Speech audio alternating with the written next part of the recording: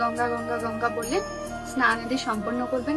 এরপর ভগবানকে মঙ্গল আরতি প্রদর্শন গঙ্গা গঙ্গা গঙ্গা। দীর্ঘ প্রায় 3 বছরের অপেক্ষার পর ভক্তদের সেই বহু আকাঙ্ক্ষিত, বহু প্রতীক্ষিত পুরুষোত্তম মাস শুরু হতে যাচ্ছে।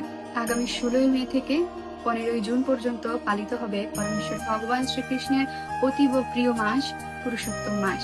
যেহেতু একে অধিক মাস বলা হয়, কারণ এই মাসে ভক্তরা অধিক পরিমাণে ভজন সাধন, অধিক পরিমাণে সেবা, অধিক পরিমাণে ভগবানের নাম জপে ব্যস্ত থাকে। এবং যেহেতু এটি 12 মাসের অতিরিক্ত একটি মাস, সেই হিসেবেও এই মাস অধিক মাস নামে পরিচিত।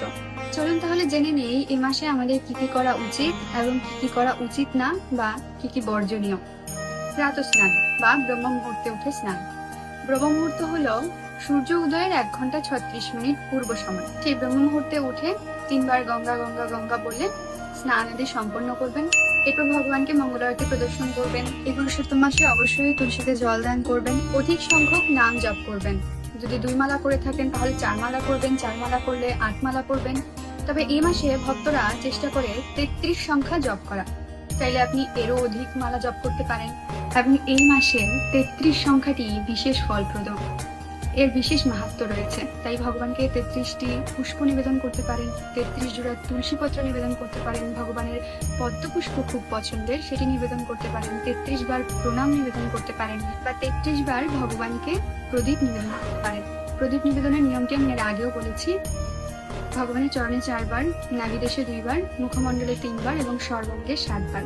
এই 7 বারের জায়গায় আপনারা চাইলে 33 বার ভগবানকে প্রদীপ নিবেদন করতে পারেন। শ্রীমদ্ ভাগবতম পাঠ বা শ্রবণ করা। ভাগবতমের 10ম স্কন্ধের 15তম অধ্যায়ে ব্রহ্মস্তুতি রয়েছে, সেটি পাঠ করতে পারেন। শ্রীমদ্ ভগবত গীতার 15তম অধ্যায়, যেটি হচ্ছে পুরুষোত্তম যুগ, সেই অধ্যায়টি আপনারা পাঠ করতে পারেন। স্তোত্র পাঠ, অর্থাৎ এ মাসে আপনারা বিভিন্ন প্রকার অষ্টকম পাঠ করতে পারেন। জগন্নাথ অষ্টকম, নন্দনন্দন অষ্টকম বা জয় রাধা মাধব কীর্তনটি করতে পারেন। এবং এই মাসের উল্লেখযোগ্য একটি অষ্টকম হচ্ছে চৌরাগ্রগণ্য অষ্টকম, এটিও আপনারা পাঠ করতে পারেন। এরপর অবশ্যই এই মাস প্রতিদিন সন্ধ্যাবেলা ভগবানকে দীপ নিবেদন করবেন। সম্ভব হলে তুলসী কাষ্ঠ দিয়ে, কলার খোল দিয়ে বা মাটির প্রদীপ দিয়ে ভগবানকে প্রতিদিন সকালে এবং সন্ধ্যায় প্রদীপ নিবেদন করতে পারেন।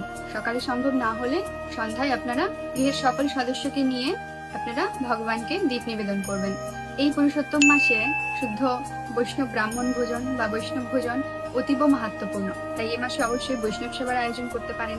হবিষ্যন্ন গ্রহণ, এই স্তরে ভক্তরা বিভিন্নভাবে ব্রত পালন করে থাকে। অনেকে আছে এই পুরোটা মাস কেবল ফলাহার করে,